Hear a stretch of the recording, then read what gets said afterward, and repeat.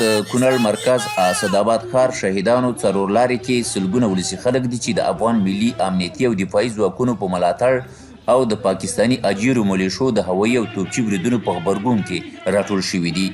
دوی پر افغان خاوره د پاکستان پوځي رژیم بریدونه په کلکو ټکو وغندل او د دوی کړنې یې د نړیوالو قوانینو د ګاونډیتوب اصولو او اسلامي ارزښتونو ښکاره سرغړونه یاده کړه. موږ د خپلو ملي او امنیتي ځواکونو په ملاتړ راوتلي یو. د دې نه موږ کلک ملاتړ کوو چې موږ د خپل غږ د پاکستان د حکومت نه اخیستی موږ نه قلاریږو.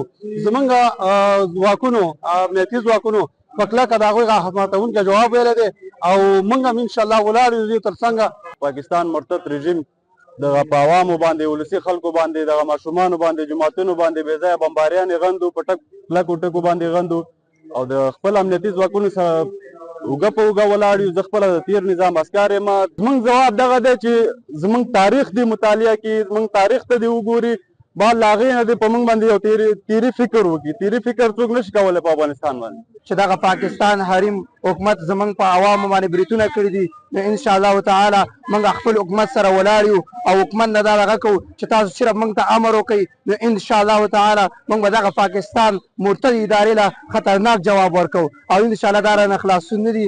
لاریونوالو زیاته کړه چې د خپلې خاورې او خلکو څخه د دفاع په برخه کې هر ډول سرښندنې ته تیار دي او د اړتیا پر مهال به د خپلو امنیتي او دفاعي ځواکونو سره یو ځای د جګړې په لومړۍ کرښه کې د دښمن پر خلاف وجنګیږي.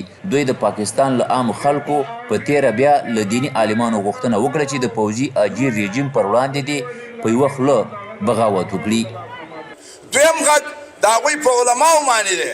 ولس د هغوی ښه ولس دی، ښه خلک پکې شته. هغوی باندې موږ دا غږ کوو چې راپاڅېږي او د دغه ظالم لاس ونیسي، د دغه ظالم مټې ونیسي او دا خوله وله ووایي او کښېنئ. البته د افغانستان اسلامي امارت هېڅکله جنګ نه غواړي او تاسې د خپلو مشرانو د حالاتو نه خبرې وئ چې 4 کال یې د دې ظالم منافق سره نینې وچیچلې. ډېر ناکام یې ورسره وکړه، ډېره حوصله یې ورسره وکړله. خو آخر دا چې ماشومان او زنانو باندې حمله او په ظالمانه او جابرانه همداز باندې په شهادت رسوله، نو آخر ته یې مجبوره شو. نو موږ هم مجبوره یو انشاءالله د خپلو نظامیانو سره موږ اوږه په اوږه به ولاړ او چې هر وخت کې په موږ باندې غږ کوي نو موږ دې ته تیار یو او انشاءالله دا د شهادت مرګ دی. په عوامو باندې غږ کوو چې د خپل اجیر حکومت په دغې دسیسه ونه غولېږئ. غواړي چې بیا یو ډالري پروژه د افغانانو په نامه او د افغانانو په وینو او زغو باندې بیا ډالر او هغه مات او پروت اقتصاد پیاوړی کړي. خو انشاءالله زه په پاکستان په فوج باندې دا غږ کوم چې ستاسې دغه دسیسې نورې په افغانانو کې نه چلېږي. که دغه پوځیانو یا د پاکستان استخباراتو د دې نه مخکې د انګلستان د روسانو او د امریکایانو او ناتو سره مشوره کړې وې، فکر کوم چې زموږ په پاک حریم باندې به یرغل نه وی کړی.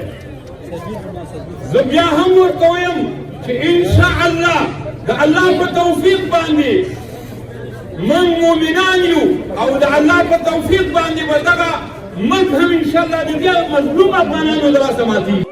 لاریونوالو په یوه پریکړه کې یادونه وکړه چې پاکستاني پوځي رژیم تل په دغه ډول ترهګریزو اعمالو سره د بېګناه خلکو په تیره بیا د ماشومانو او ښځو ژوند اخیستی چې دی د کمزورۍ او ناکامیو ښکاره بیلګه ده او افغان ملت به د دغه تیریو پر وړاندې هیڅکله چوپه خوله پاتې نشي.